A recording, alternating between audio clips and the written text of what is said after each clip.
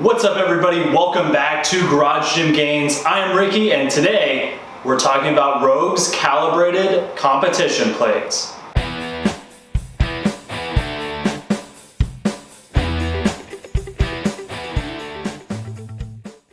So the first thing I want to talk about is the way these plates look. I absolutely love them. I really enjoy having a pop of color in the gym. For me, most of my gym is just the floor's black, all the equipment's black. There's a little bit of red here and there, and the walls are gray. So it's nice to have a pop of color, the red, blue, yellow, green, even the white. They all look really good. If I would have gone with a standard plate, whether they be cast iron or machined, they would have all been one color and it just wouldn't you wouldn't have had the pop. Honestly, they look really good on Instagram, which, let's be honest, that's got to play a role too, because does it really count if you don't post it on Instagram? I'm just playing, but these do look really good. I absolutely love the finish on them.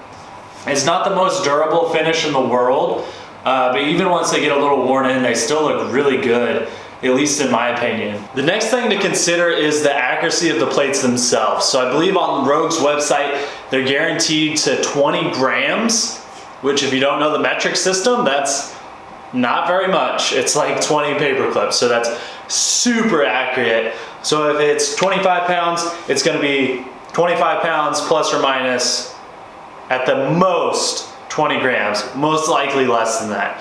So they're super accurate plate.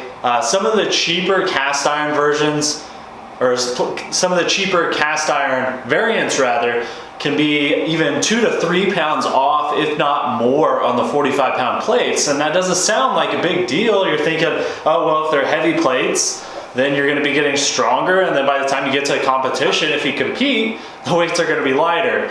Well, that's all fine and dandy until you consider if you have 4 or 5 plates on one side of a squat, and all of the heavy ones are on one side, all of the lighter ones are on the other side, that's a swing of about 30 pounds difference between the two sides. And that's not a good place to be. That's gonna throw off your lifts quite a bit. And the obvious solution to this is you could weigh all of the cheaper plates individually, and you could Sharpie on what weight they are. And if you do have the cheaper plates, or that's the route you're gonna go, I would definitely recommend that. But the cool thing about calibrated plates is you don't have to do that at all. So that's definitely a plus. Not only are these plates extremely accurate as far as the weight goes, but the tolerances of the inside of the plate are spot on as well. So they're almost difficult to get on because they're so tight from time to time. Eventually the paint on the inside of the plate wears off and they go on a little smoother, but you can hear that's the sound of a tight plate. And that's good because if the plates are loose like some of the cheaper ones are, they're gonna be doing all kinds of wobbling around. As you can see, these don't have a whole lot of give to them. But if that hole is bigger, they're gonna be flopping all over the place, doing a bunch of rattling, which if you're into that, there you go, maybe go with the cheaper ones. But the downside is they're gonna have a higher tendency to wanna slide off even when you have the collar on, just because they're banging around so much. So these have a really tight tolerance. I'll demonstrate that again.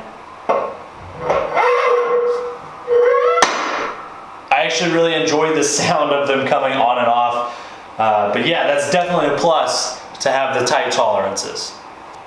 Now the first downside to these plates, and in my opinion one of the biggest, is there's not much of a lip here. Now that's good because it keeps the plates thin and you can put a lot of plates on here. But the downside is you pretty much always have to grab them with 2 hands, whether you're taking them off or putting them on. Now you can grab it with one hand and you're okay, but it's not that secure of a grip, and you're always a little worried that you're gonna drop it on your foot. So if you have more of a deep dish plate, you can actually grab them with one hand, pull them off the bar, and then say swing them down onto your weight storage. That's not really gonna happen with these plates. There's just not enough of a lip to get on there, but the benefit is you're working some grip training with all your other training. So I mean, that's kind of a plus, right? Either way, they're not that easy to hang on to. So that's the first con for these calibrated plates. The biggest issue most people are gonna have with the calibrated plates are the price, and rightfully so. So these plates on average are gonna be a little bit more than $2 a pound new plus shipping. The reason I say on average, the 55s are a little bit over $2 a pound on those, and then the smaller ones cost a little bit more per pound. I'm not sure exactly what they are, but they're gonna be more expensive than even a machined plate. I have some 2.5s and some 5s in the machined plates. Those are gonna be cheaper, but you can buy from Rogue, you can buy cast iron plates, kind of the typical, the standard, as they say on the plate. Those are gonna be just over $1 per pound. So these are gonna be at least twice as expensive as those. But that's not even the cheapest cast iron plates you can get. There's other places other than Rogue that are gonna sell them a little bit cheaper. So these are at least twice as expensive as the other alternative. At least that's what my math says. It could be off, but that's where that is. A lot of times back in the day, the good old days, you could buy plates pretty cheap from Facebook Marketplace, Craigslist, that type of thing. Those prices are pretty inflated right now. So that should play into your decision. You used to be able to almost not even be able to give away plates. They were so cheap, but now they're at $2 or even more than $2 a pound. If you buy them on Facebook until things kind of calm down with all the lockdowns and COVID-19 things that are going on. So really, calibrated plates in some instances could actually be cheaper than buying used plates. Now that isn't the same for buying new cast iron plates, but they could be cheaper than buying used plates in your local market, just depending on when you're watching this video and how things are kind of have shaken about. But the biggest thing, like I said, the biggest setback for these plates for most people are gonna be that price, because they're not cheap. So the question everybody came here for, should you buy the calibrated plates from Rogue, whether they're in the pound or kilogram? Let's take it step by step.